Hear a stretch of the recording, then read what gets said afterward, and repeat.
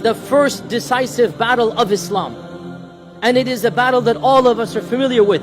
And it is the Battle of Badr, which took place the very first Ramadan after the Hijrah.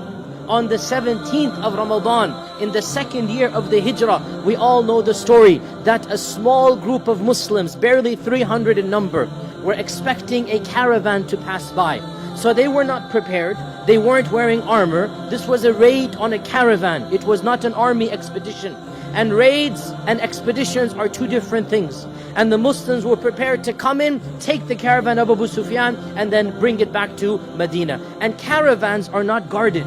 Caravans do not have armies. Caravans do not have horses. Caravans do not have armors and weaponry.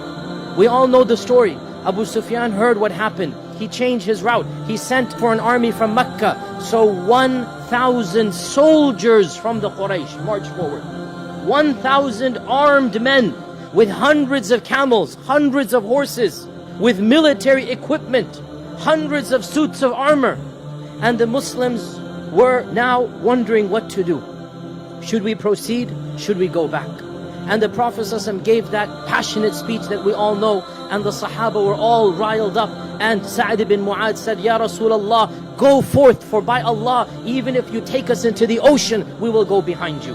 And this Battle of Badr, the decisive victory that Allah calls Yawm al-Furqan, the day that truth won over falsehood, it took place on the 17th of Ramadan. On this day, the icons of kufr, every single major icon of kufr was either killed or died right after the Battle of Badr. And the Muslims barely had a scrape.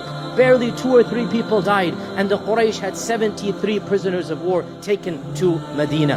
This day of Furqan, Allah subhanahu wa ta'ala reminds the believers that on this day, Allah had promised you would be victorious over one of the two groups, either the caravan or the army.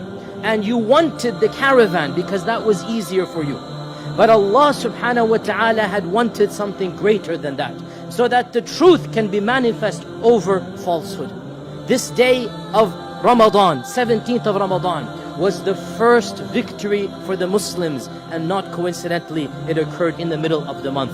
And the lesson we learn from that victory for us this Ramadan, the lesson we learn is that, you know what, we might not be fully prepared. We might not be fully prepared for that month. How many of us now are trepidating, wondering, how am I going to fast?